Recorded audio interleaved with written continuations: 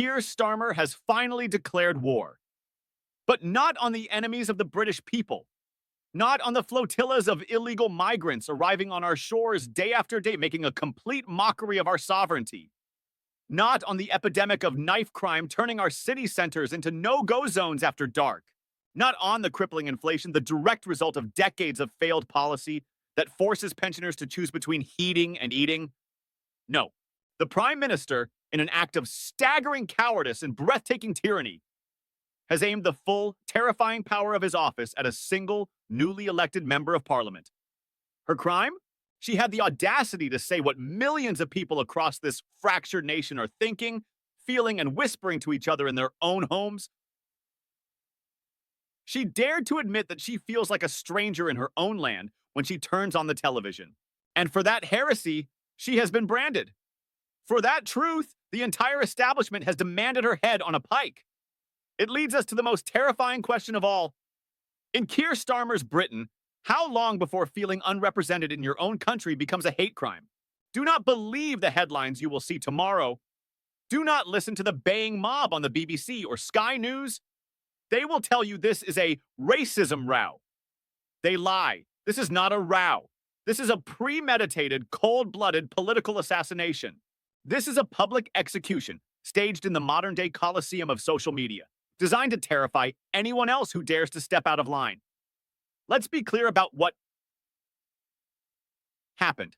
An MP, Sarah Pochin, a woman who won her seat in Runcorn and Helsby by a margin of just 6 votes, 6, goes on the radio. She hears a listener, a member of the public, expressing a simple, quiet frustration. A frustration that the world they see in television adverts no longer reflects the world outside their window. And the MP agrees with her constituent. She says it drives her mad. She uses clumsy language, perhaps. The unpolished, authentic language of a real person. Not the focus-grouped drivel of a career politician. She calls out the woke liberati and the arty-farty world inside the M25. She says the average white family is no longer represented. And for this sin of speaking an uncomfortable but undeniable truth, the entire weight of the political and media machine has come crashing down upon her. Keir Starmer, a man who famously struggles to define what a woman is, a man who contorts himself into knots to avoid offending any activist group, had no trouble at all finding the words to condemn her. Shocking racism, he declared, his voice dripping with faux outrage. He called it the sort of thing that will tear our country apart. The hypocrisy is so thick you could choke on it. What is tearing this country apart, Sir Keir, is a political class that holds the people it is supposed to serve in utter contempt.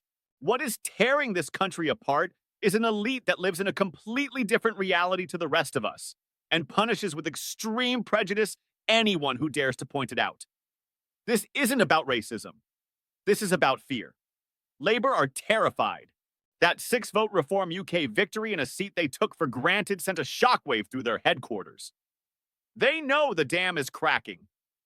They know the people are waking up. And so they must make a grotesque example of Sarah Pochin.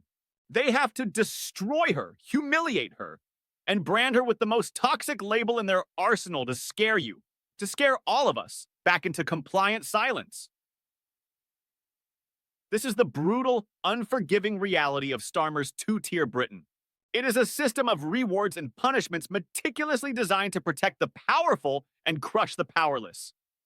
In the first tier, you have the beneficiaries, the anointed ones, the advertising executives in their Shoreditch lofts sipping oat milk lattes while they design a vision of Britain that exists only in their imagination and on their diversity spreadsheets.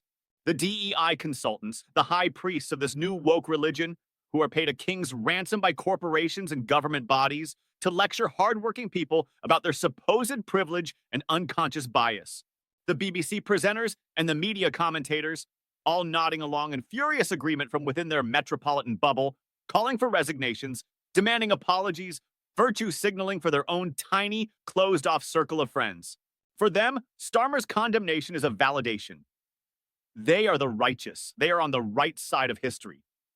They can push any divisive agenda, erase any group from public life, promote any ideology that undermines our national cohesion, and they will be protected.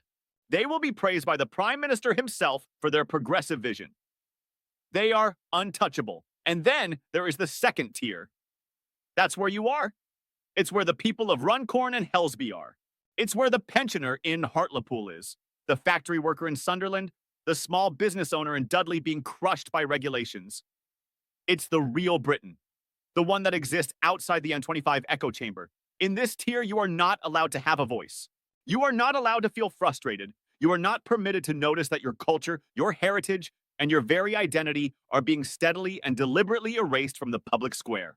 If you dare to speak up, if you dare to say this doesn't represent me, you are not just wrong, you are evil. You are a racist, a bigot, a deplorable. You are, in the chilling words of the Prime Minister, a threat to the very fabric of the nation. An 80-year-old veteran who fought for this country is branded a pariah for wanting to see a familiar face in a television advert, while a multimillionaire ad man in Islington is lauded as a visionary hero for promoting a vision of Britain that serves only his own. Cliques ideology. That is the unforgivable moral corruption at the heart of Starmer's project. It is a system of deliberate, calculated, psychological humiliation.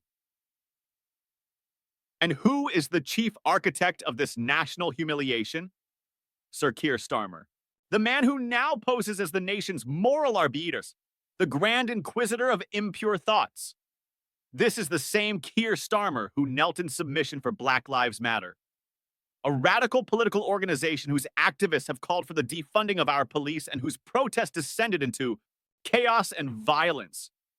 This is the same Keir Starmer who, as Prime Minister, has failed utterly and completely to get a grip on the illegal migration crisis that makes a mockery of our laws and our borders every single day. This is the same Keir Starmer who presides over a country where you can openly call for jihad on the streets of London with barely a word from the authorities, but you face public condemnation from the highest office in the land for complaining about a TV advert. He has the sheer audacity to stand at the dispatch box and demand that Nigel Farage answer questions about his new MP. When will Starmer answer questions about the state of this country? When will he answer for the two-tier policing that provides escorts for Islamist marchers while arresting Christians for praying in public? When will he answer for the betrayal of the working-class communities his party once claimed to represent, communities abandoned for decades in favor of fashionable metropolitan causes? He doesn't care about shocking racism. It is a cynical, weaponized charge, a political bludgeon he uses to silence all opposition and consolidate his power. He uses minority communities as a human shield for his political attacks, a disgusting and cowardly tactic from a man who is terrified of a real debate with the British people. He says Nigel Farage doesn't like Britain and doesn't believe in Britain. What a contemptible, demonstrable lie. The truth is, it is Starmer who doesn't believe in the real Britain. The Britain of towns and villages, of common sense and quiet patriotism, of shared history and mutual obligation. He only believes in the Britain of the globalist elite, the Britain of the Davos spreadsheet, the Britain that takes its cultural and political orders from a rootless international class that despises national identity. Nigel Farage and Reform are not the threat. They are the response to the threat. They are the immune system of a nation that is sick and tired of being lectured, sick of being ignored, and sick of being told to apologize for its own existence. The 6 people who tipped the balance in Runcorn were not voting for racism. They were voting for a voice. They were voting for someone, anyone, who would finally stand up and say, enough is enough. This was never about an advert. It was never about a clumsy phrase on a local radio phone-in. This is about control, pure and simple. This is about your fundamental right to speak your mind without being professionally and personally destroyed. This is about whether you are permitted to have your own thoughts, your own feelings, your own identity in the country your ancestors built. The public crucifixion of Sarah Pokin is a message. It is a message to every single one of us. And the message is simple. Shut up. Accept the new reality we have designed for you. Do not question it. Do not complain. Your feelings are invalid. Your concerns are illegitimate. Your culture is an inconvenience. Your existence is a problem to be managed. If you step out of line, we will unleash the mob. We will brand you. We will ruin your career. We will turn your neighbors against you. And the Prime Minister himself will lead the charge. They want you to be afraid. They want you to self-censor. They want you to sit in your living room, watch a country you no longer recognize flicker across the screen, and quietly swallow your anger and your despair. They want you to believe that you are alone, but you are not alone. The people of Runcorn and Helsby have proven that. Millions upon millions across this nation feel the same burning frustration, the same sense of loss, the same righteous anger. The dam is breaking, so the final question is not about what's on television. The real question is this: will you let them silence you? If you are sick of being treated with contempt by your own government, share this video now.